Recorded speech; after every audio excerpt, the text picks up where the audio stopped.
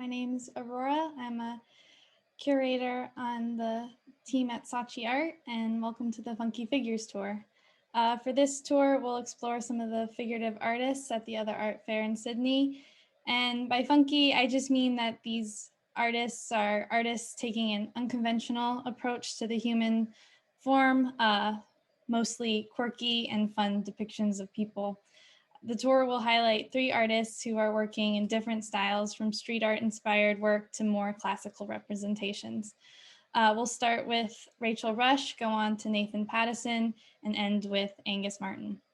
The Sydney Fair is especially noteworthy this year because it was the first in-person TOEF fair since the pandemic, and they did a really great job and knocked it out of the park. The Sydney Fair is also special for me, as it's the only TOEF fair I've attended besides the Los Angeles TOEF fair. This was back in 2019, and obviously a lot has happened since then, but it really doesn't feel like that long ago. I really fell in love with the city of Sydney, and a large part of that was the excitement and energy brought about by the fair and all the artists exhibiting the week I was there. So needless to say, I'm very jealous of everyone that was able to attend the fair in person last weekend. That being said, I'm also really happy that we're able to have these virtual fairs, or these virtual editions of the fairs, and give our artists another way to showcase their art. In the case of the other art fair for Sydney, the virtual edition is more of an extension to the in-person fair. This lets the fair run across 2 weekends, which is something I believe TOEF will hopefully try to continue to do in the future, because it allows obviously visitors from all over the chance to experience the Sydney Fair and the really fabulous Australian artists at the fair. We even have the quintessential exposed rock of the cutaway at the Barangaroo in Sydney. They did a really good job rendering that. It looks quite real. Also, another thing I will try to show you is this inflatable sculpture called Homer, and that was actually at the in-person fair last weekend. It's 5 meters tall, and it combines the Homer Simpson head with the bust of the Greek philosopher Homer. Just thought it was fun to point out. I really like it. It's a great idea. Would have never thought of it myself. As a bit of background before we start the tour, for anyone that doesn't know, Saatchi Art is an online art gallery that represents some 100,000 plus artists from over 100 countries. Our partnership with the other art fair started in 2016, and the other art fair is actually celebrating 10 years. It's a 10-year anniversary this year, so happy birthday, TOEF. The partnership has been incredibly beneficial, not only for the artists that show at the other art fair, but also for the curation team on Saatchi Art as well. It gives us a chance to meet the artists that a genuine connection, to discover new artists through the other art fair and highlight them with special features on the site. So for example, today, all the artists that we're going to talk to have actually been featured in one of our seasonal catalogs, which is pretty great. So with that, we'll go ahead and start the tour. I'll just go into room 1 right here. We'll enter. Take a moment. The lovely cutaway continues. And this is a nice little feature to the right-hand side here. You can go into, what's the best way to move? Sorry, we'll go into this little drop down, and we'll go first to Rachel Rush, but we'll go to Rush. So this is the first artist we'll highlight. Rachel Rush is based in Auckland, and she actually has 2 practices and 2 collections here. I can show you the other one. We'll just do a slight turn. This one she has under her name, Rachel Rush, simply, which are acrylic and resin abstracts, as you can see, that are very very vibrant and energetic. But today we'll focus on the figurative works that she does. After all, this is a figurative art tour. So for Rachel, I really enjoy that she has a very unique and funky street art style. She uses mostly spray paint, stencils, and collages to create what I think kind of look like these comic book-like characters, but with a twist.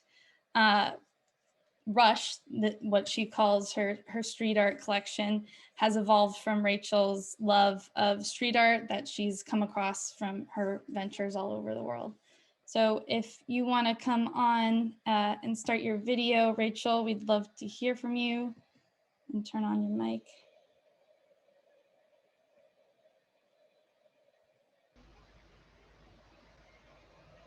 Hi. Hi. So can you tell us a bit about your background? How did you get here today, besides just turning on your computer? That's the hardest part, actually. I'm much better with the brush than the computer, for sure. So as you say about the 2 sides of the artist, I've been self-taught, and I've just always been drawing or painting or experimenting. And I was sort of told at one point to focus on one style of art, but that's never really been my way. So these 2 styles that I have are obviously distinctly different, but I really genuinely love working in both the different styles. So for me, it just works. I'm outside with my rush, works with my spray cans. My hand cut all my stencils and create the people that I'm wanting to see in it. And then I sort of bring them in and collage them up. When I'm finished, they get a clear coat of resin on top, which really pops them out. Then the other side of my work is all about just the color and the movement of my Rachel Rush works. So they kind of give me a break from each other while I'm still being creative. So when you go back and forth between these personas, what helps you kind of get into the mindset of one versus the other? Like, how do you flip that switch? I think I'm a kind of person who my brain works sort of really quickly, and I used to work in oil paints and do landscape painting, and that was too slow for me. So, for example, the spray cans are really quite quick, and if you make a mistake, you can get rid of it really quickly as well. So they work really well with the way my personality swings. So I think that that's the same as the 2 different styles that I work in. It just sort of really keeps my mind at ease, because otherwise I get overloaded with too many thoughts coming in all the time. So by working in these 2 different ways, it helps me to sort of balance out and get out what I'm trying to say, if that makes sense. Yeah. Does resin still, would you call that quick, even though it's a slow drying process, we'll say, or doing the layers too, that takes forever? But then that makes the way that I work quite, it's of the moment. So for the other pieces, I'll be going into my studio thinking, okay, today I'm blue. It's got to be blue. This is what I've planned. This is what I've thought of. But because I've then had 24 hours before I can come back in again, I'm on yellow or I'm on pink. And it changes what the outcome ends up being, purely because I've had that time to rethink where I want to go with it. So it's a bit naughty sometimes, but then I like what I'm coming up with. So, if it's working for me, I'm not going to change it right now. That's wonderful. So I see a lot of the similar characters in your work. How do you dream up these characters? Like some seem a little familiar. Like it looks like Batman, but it's not Batman. Yeah, it's funny, man. I just see images, things. It's where I get my inspiration from. If it's from something on Instagram or something in a magazine, and then I'll take it and put my twist on it. So I'll draw up sort of who I want it to be, and then cut the different layers into make the character. So for the girls, the big pink piece, for example, the girl with the green hair, and you know, her makeup takes so many different layers. So I'll create how many different layers I want to make her more interesting, or what I want to do with her. So I just sort of cut those in one go, and then go down and spray them and see how they turn out. And if I'm happy to carry on with them, if they work, I'll just work them into different backgrounds, different situations, and then I've got freedom to play with them, make them a bit more exciting. Yeah. Can you talk us through the process a bit? Because I mean, yeah, I always want to experiment with stencils, and then I never get around to it. So from a personal standpoint, I'd love to know yeah. how Well, I didn't think I could. it really is. It sort of came about because I had to do it. So I started off with one book with maybe 10 stencils in it, and it's just your common background stencils. And I knew what I wanted to create, but I thought there's no way I could actually do it. So it just came about because I really had to. I just gave it a shot, really. So I just draw up the image that I want, and then I break it down into you know, so a face, you've got the shape of the face, the shadows I want, the makeup that I want, the details that I want to go into it. And some might take up to 15 layers of stencil to create the one face. Some others might be 2 or 3 layers. So it just depends how much detail I want to have in them. But it really just came about, the same for everything with me being self-taught, by just experimenting and just doing it. Yeah, and that's usually how you get the best results. Just trying I and think trying. it's a slow way sometimes, but it's you know, it's got me. It's creating the look I want to see, so it's working how I want it to work. And I'm still surprised that it is. So you wanted to talk about the flock of flamingos one, and this is such a great feature too. We can just simply click on a work and we get this wonderful view of it. And also one other thing to mention is in the upper right, you can click here and it'll take you directly to the listing on Saatchi art, which is great, and whatever necessary information you need to, but just a little bit. This one shows a lot of. It sums up really a lot of my more current work. That what they're meant to represent is, if you're in the street somewhere, say if you're in Melbourne, or if you're in Berlin or New York, or wherever you might be, that if you're walking through the street and that beautiful life that's in behind the street art, and you might see something amazing, and the next time you go back it's gone and it's been reworked over, and there's something else, and you're never going to sort of capture it completely. And that's what I was really trying to get to with these pieces, that there's things in there that might be really cool, but I'm going to paint over them and lose them again, and then hope I've got something else that comes in that makes it more exciting, and there might be a little hint or a secret of something that was once there and coming back in behind the top of the paint. Thank you for that. Who would you say is who is your greatest inspiration in terms of other artists?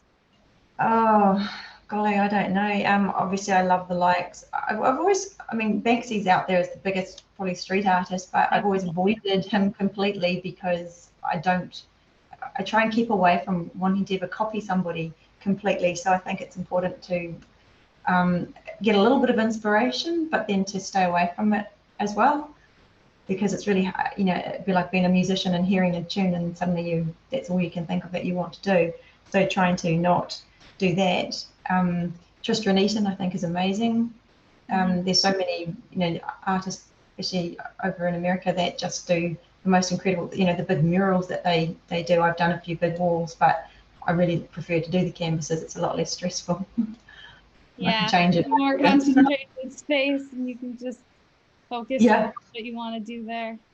Okay, well, thank you so much. I'm gonna try, let's see if I can do one last view.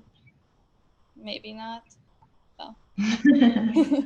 We'll leave it. Actually, I can. Well, it's kind of opposite, but here we go. What you're looking at.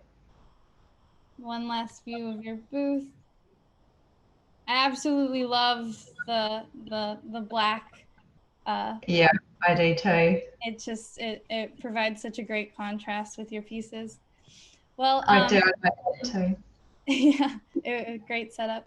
Well, thank you very much. We'll move on to the next artist then. Aurora, I will click out. Thank you. And we'll just go back over to our list here and scroll down to Nathan. There he is. Oh, wow, that was actually quite fast. Okay, and to give you a better view of his booth, here we are. Hi, Nathan. Hello, how are you? So Nathan Pattison is an artist based in Sydney, and what I really love about your work is the raw and gestural marks that make up your paintings. They create a sense of urgency, but they also have an innate sense of self-expression and just fun. Yeah, well, yeah. You, Sorry. I'm trying to do your introduction. you obviously, you obviously give great importance to the color and the energy in your paintings, and I think this has a lot to do with, like I said, how you actually lay down the paint and the other materials that you use. And geez, there's a lot of red dots in this booth. Congratulations on that. Thank you. Yeah, I actually had to take a few down because I sold too many at the art fair. Well, that's certainly a good problem. Yeah. You have to leave some up for the online viewers. Yeah. Oh, yeah, there's some new ones up there, yeah. Yeah, I see a few new ones. Yeah. My favorite is definitely this little bird. I'm gonna the magpie. This one. The expression is just fabulous. Yeah. What a face. Yeah. Well, if you want to tell us a bit about your background and how you got started. Meanwhile, I'll go back out to your main booth. Yeah. Yeah, so I got started by accident in art, like with painting.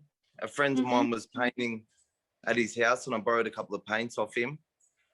And then I guess, yeah, it started from there. The first time I put it down, just the color of the paint, because I used to draw a little bit, but the color and the vibrancy and the paint, it got me hooked straight away. I never stopped painting since. I paint every night, like, yeah, every day, every night. That's amazing. Yeah.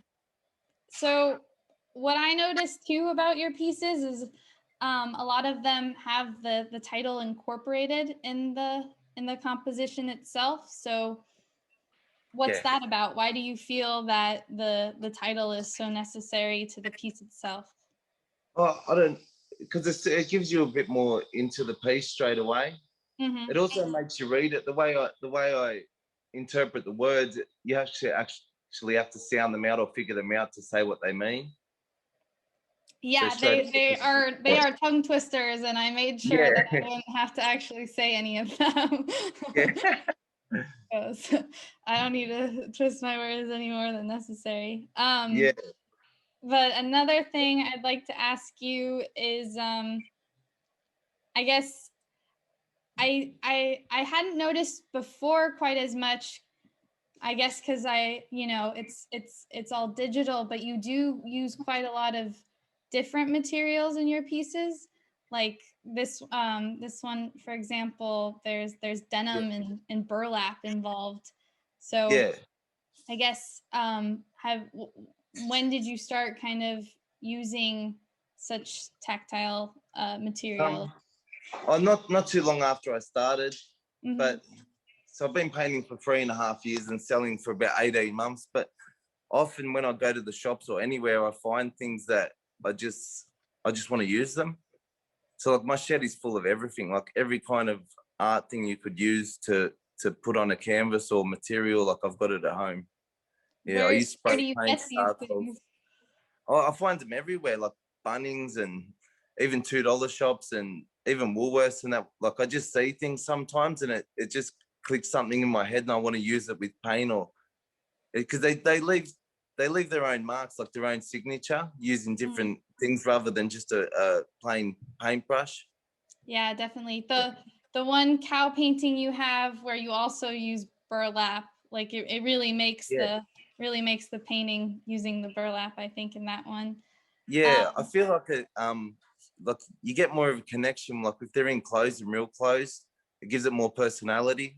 Like brings it to life a bit more. Yeah, definitely. So I see a lot of koalas. I see a lot of animals in general. What's the meaning behind that besides Australia and koalas? Yeah, well, my family, we're big animal lovers. So we grew up around, like we always had animals, always had dogs, birds, cats. Like my mum's got horses and that. But the koalas actually came in after the bushfires because they were also in my area. And we lost a lot of koalas. So I started painting a couple of koalas and they become really, really popular. Yeah, they are the ones that have especially great expressions. Because you kind of know what a koala is like too. They're actually supposed to be quite mean, right? Grumpy, Yeah. And okay, lastly, I think you wanted to talk about this painting here. So I'll do a zoom in on that if you want to tell us a bit about this one. Yeah, so this one I like because it's a lot larger. So I've only recently been able to do these really larger ones where they're over 2 meters or around 2 meters tall or wide. So I've got a wall up in my shed. And as soon as it went up, I actually signed with a studio gallery. And then, so I wanted to like express myself more rather than just the figures in the painting. Because I found myself a lot trapped. Like I draw the outline of the koala, but then I'm expressing myself inside that boundary. So without the boundary, like I got to do the big brush strokes and get long brushes and attach them to broom handles and really get going and just express myself. Yeah, that's awesome. I imagine you can go a little crazy on the large scale. Yeah, you can put really, you have into it. Like instead of working with your wrist, you're working with your arm now. Like you can really, Well, I really love the one bird on the right. He's rendered quite wonderfully. I love birds in there because they to me they represent freedom as well because they can just fly anywhere they want. You know, they're not trapped by anything. So that's why I use a lot of birds in there, or even just the bird shapes. Yeah, I was looking at your older works, and the animal using all the animals seems to be something that is a bit more recent, like you said, because you've just the bushfires and everything being impacted by that. And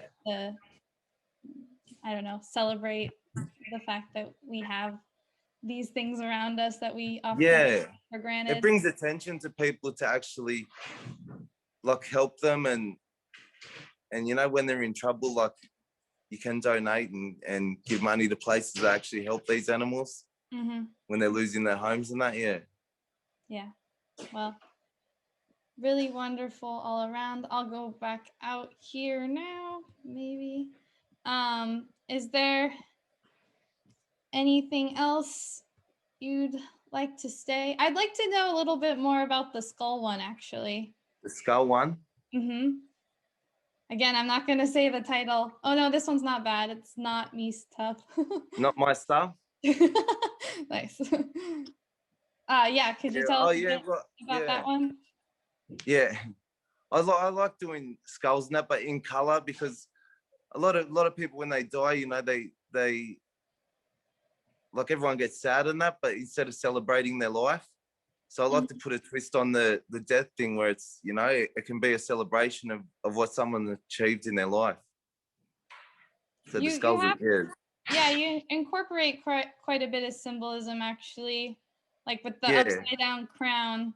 Yeah, that's for down under Australia. Oh, it is? Yeah. It's like the royalty, but okay. Yeah. I get it. I didn't know that. I assumed it was more like, I don't know, just general. The royalty's falling or something. Yeah, I don't know. Yeah. Well, and you also have kind of like, I would call them drippy halos over the one. Yeah, sometimes I don't like to draw the full thing. I think just the line there represents it enough. I work really fast. It's not a halo, it's just a suggestion of the crown. Yeah, of a halo, yeah. Oh, it is? Oh, okay. Yeah, it is a halo, but like it's a suggestion. Yeah, it's not a full. Yeah. I just the way I work, it works the way way I work better. is, yeah, The suggestion. Yeah. yeah. Okay. Well, thank you very much. We'll go on to the last artist now. Thank you. Yeah. Thank you. Okay. So with Angus, we'll have to go back to the entrance. He had to be in room 2. So here we go. Give it a minute to load. And again, I will use this fabulous little shortcut. And that was easy. Okay. Hello. So for our last artist, Angus Martin, he's another Sydney-based artist. I would call your approach to figurative art a little bit more simplistic, but not at all in a bad way. It's just, you know, they're easy and engaging at the same time to look at. With you, it seems mostly like you have these fragmented parts and pieces, shapes that you then bring together into a more cohesive form that is usually a person. And you focus on the psychology behind colors, which makes your work even more impactful with the high contrasts and the interlocking of shapes and color. But I'll give you the floor now. Can you tell us a bit about your background? Yeah, hi. So basically, I was always creative, always drawing and painting. So I actually started hairdressing quite young, and I was hairdressing for years. But I thought that would be a creative outlet, but it's not really. Not everyone wants a wild, creative, colourful hairstyle. So I got kind of bored with that. And then I went into graphic design thinking that would be creative, but again, you're just designing what someone kind of wants, and you don't really have that creative license. So I during all those years, I had so many paintings and drawings lying around the house, and then I thought I would try and sell some. It got to the point where I had to choose one or the other. So I went full-time painting for about 3 years now, which is good. And then I kind of haven't stopped. So it's great doing something that you love every day and having that full creative license. Yeah. Finally, get to be creative in my own way without any limits. You mentioned that you listen to music while you work, and it often actually inspires the pieces themselves. Can you tell us specifically what genre of music you listen to, musicians, bands? Yeah, so I always sketch, but I was always daydreaming, and I always have a visual mind. So whenever I hear a song or a quote or a poem, I instantly get like a visual in my head. And I always say to people, like when they say, "What's your inspiration?" I always say, imagine if your favorite song or poem or quote was a drawing. And some people look at me like I'm crazy, but other people think that's a fun task, because that's how it all starts.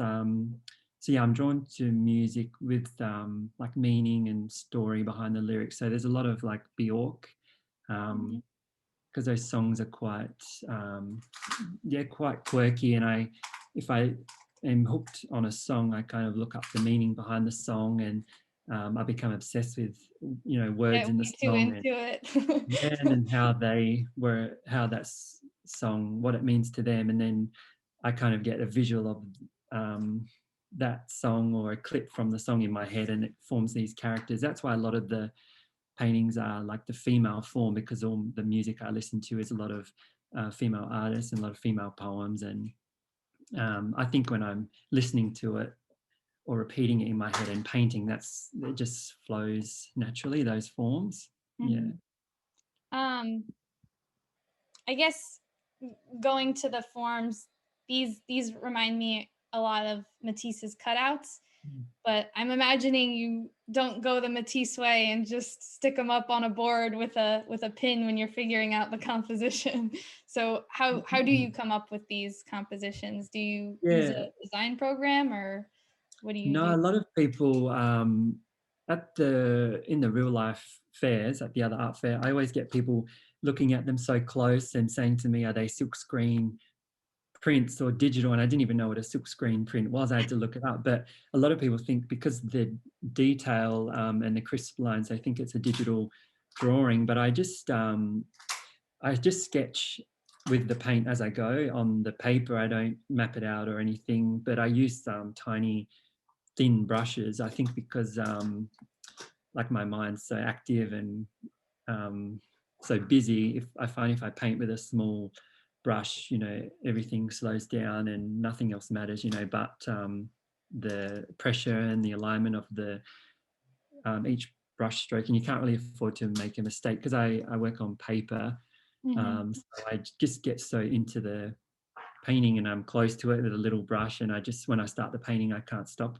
I'll have to finish the painting. So sometimes I'll go like morning into the night and just lose track of time. But I think that's why I like it, because it slows your mind and it's calming and it's a meditative process. It is hard to believe because they are so exact almost, but I imagine, you know, you do something enough times, you can just sit down and have that kind of perfect line, as obviously you do because you are very prolific and done many.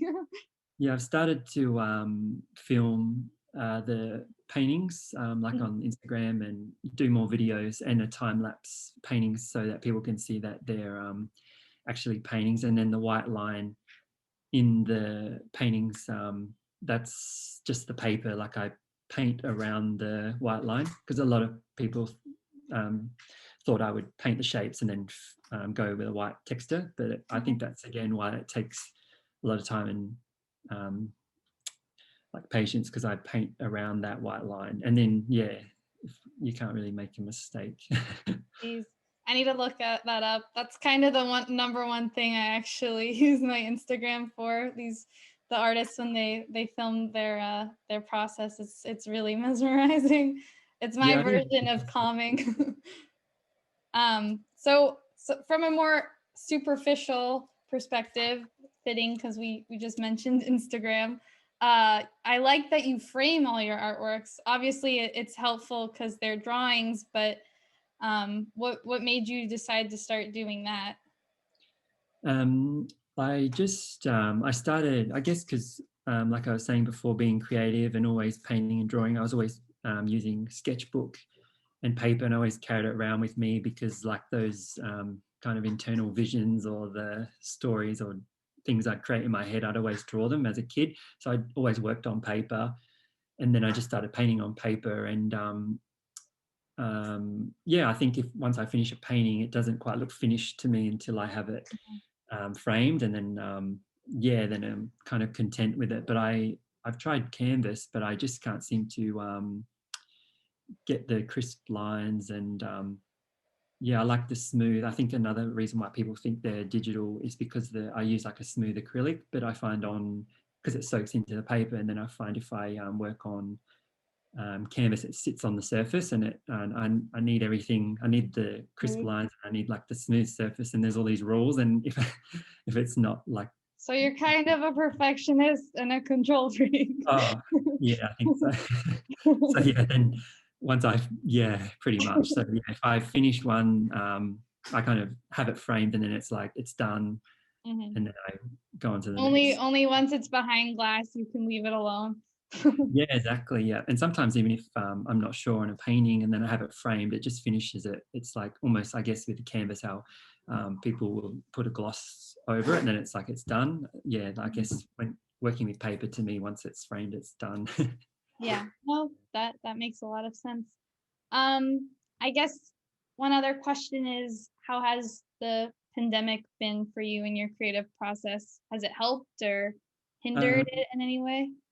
It actually didn't really change much for me because I was always inside painting, losing track of what day it was. So it didn't really make a difference for me. But the one thing from it is, I guess I was able to experiment more because I was always painting. And then, sorry, my dog is. Oh, that's okay. I was always painting and kind of trying to keep up with orders, and I didn't really have time to experiment. But I guess with the pandemic, things slowed down, so I could, I could try a bigger brush, I could try oils, I could try smaller sizes. So I guess it gave me time to tick off those things I wanted to always try, which was fun. Mm-hmm. Yeah, and I was able to paint bigger pieces with no no time limit or expectation. So yeah, the thing I took from it was just slowing down and ticking things off and finding new ways, because like a lot of the paintings there you can see are like the female form or like the figures, but then there's a few of those faces, the larger pieces that are painted to the edge kind of scattered through, and that came from getting the time to do something different. Sorry, I don't know what happened. I didn't want to let you talk about the one I really like. So yeah, the time I had to experiment, that's what kind of came from wanting to kind of do those faces. Well, this is a complete failure on my part. I guess we'll end it there. I was gonna say how easy this was, and now here I am not even able to figure it out. It's like a video game, and I'm not very good at video games. Oh, there we go. Okay, so I'm gonna make you talk about this one for just a few minutes. So these pieces here, like I was saying, I always did the kind of female form or figure, and then the faces here, I would paint them on the scrap pieces of paper just as a way to warm up and get the colors out of my system and larger strokes, so I could focus on the smaller detailed strokes. And then I used to throw them out, and then people would say they would want to buy them, and then that's why I started to keep them and do them bigger. And the meaning behind them is, I guess, fitting, because I would paint them to clear the clutter and get all the distractions out of my mind, and that's kind of the meaning behind them. So all these shapes and the colors all around the figure's face are all like the distractions and floating thoughts that you have, and then the circle around the face is like a zone to center in. So it's like finding the light and focusing, and then I always leave like that white line around the face as it's like a barrier of clear thought. So it's kind of like the meaning behind all of them is clearing the floating distractions and thoughts, and having this clear keeping the clear space around your mind, and then the circle around the face is just like that tunnel vision, that focus. That's awesome. That's actually a really wonderful story. Yeah, I think when I told people the meaning of those pieces, it helps, because people like them as a reminder, like hanging, and they walk past or look at it, they're like, it's kind of a take a breath and focus, and the distractions let them flow away. Yeah, your works certainly do embody the just take a moment and enjoy the clean and simple, and also the very beautiful. So I guess that'll be it for you. One reminder I want to tell everyone is here you can see the Let's Chat, where you can talk to the artist directly, or actually schedule a video call with them, and you can see their Saatchi art profile, or you can go on to their Instagram, or you can send them a direct message. And I guess let's go back to the entrance maybe as a farewell, or I'll stop sharing. So that includes our talk for now, our walk around the fair. I'd really like to encourage everyone to continue exploring the virtual fair while they can.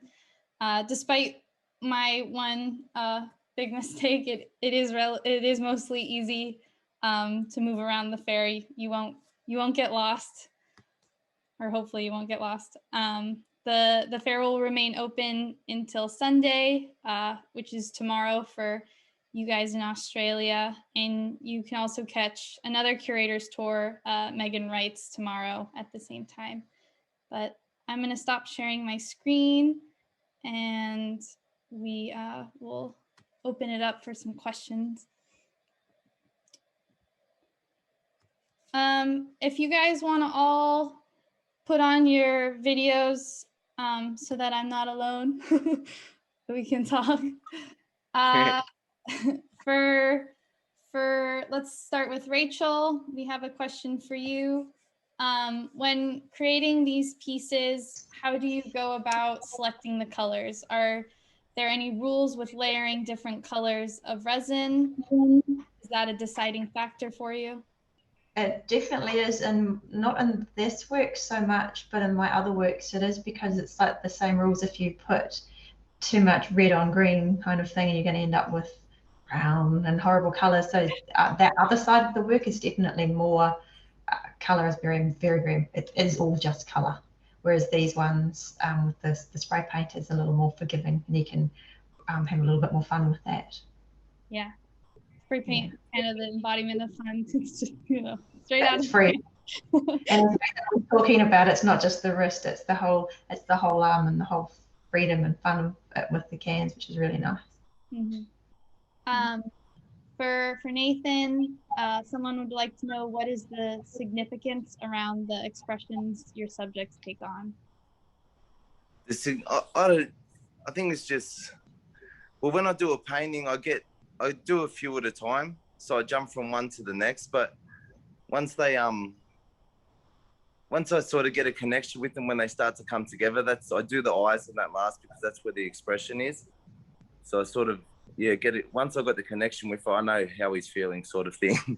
It is really in the eyes in your pieces. It's kind of shocking, really, actually, because you don't expect that from something that looks kind of, just a few simple forms from far away. It's like, obviously it's not a super hyper real work, but then you get closer and it's like, wow, that bird or that koala is looking at me. Like it is really like, it's all in the eyes. The eyes can change a picture so much. And for Angus, a lot of your work featured in your stand is within the same color palette. Is there a significance there? Yeah, I kind of, like I said before, if I'm obsessed with a song and the meaning behind the song, and then all the painting are inspired by that song, and then each one has its own meaning and hidden symbolism. So I guess a lot of those pieces were probably inspired by a song, about being kind to yourself. So that's like the warm tones, like the reds, the oranges, they signify like kindness, compassion, and softness and warmth. So I guess if the title of the piece or the meaning behind the piece is about, looking on the bright side of life, or, being under the sun and like all that, like passion and warmth. That's why I guess it's strengthened by the colors that you use, the meaning. You do have the two that are mostly in black, though. Yeah, the black ones. So they're like, that was, one of them's called Creator. So it's like you create your life. So it's a reminder, to not seep into the darkness. And when you look at it, it should be a reminder to, get up and do what you want. So it's like black and white, but it's kind of contradictory to live your life in color. The black and white before the color. Yeah, exactly. Yeah. And then the last question for all the artists, well, this is what I kind of asked Angus, but if Nathan and Rachel, if you want to speak to this, how has your practice changed during the pandemic? And what is the one thing you hope for someone to take away when they view your work? Is Rachel first or me? You're on. I'm already started. My practice hasn't changed too much in the pandemic. Like I pretty much trap myself in the house anyway with my paint, so I'm always going to be there. But so nothing. And with my work, like I think the biggest thing for someone to take away would be to express yourself, like not be afraid of who you are. That's what I've learned, like with art, like leaving myself on the canvas. Not when I first started, I'd try and paint like things that look nice, but now it's more just about me and the canvas and like a dialogue that I have with the canvas. Which really comes across. And obviously people respond well to, so that's amazing. Yeah, thank you. Rachel, you want to take a stab at that?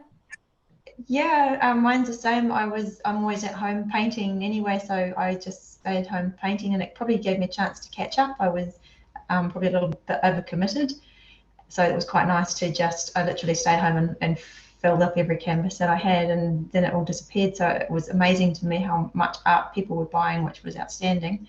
And for people to take away from my art, I think that both sides of my work are just happy. And the people who buy my work are just really lovely people. So it's just that feel-good factor. My job is awesome, and people who buy my work, they buy it for pleasure, and it's a constant cycle of just a really lovely feeling. So I'm just really grateful to be in an industry that, and with other artists, to see these guys here today. That I've missed that because I'm not at the live shows, and it brings back. We all think the same way, and what Nathan and Angus have been talking about. It makes sense to me, and it's just really nice to have that relationship that you meet with people who think the way you do. Yeah, art is kind of the ultimate bringing together of different people and people from all over. That's why the other art fair is so great. Okay. Well, I guess that's it for this little tour, everybody. Thank you all. You were wonderful. And thank you, Aurora. Thank you. Thanks, Rachel. Thanks, Angus. Thank you. Thank you.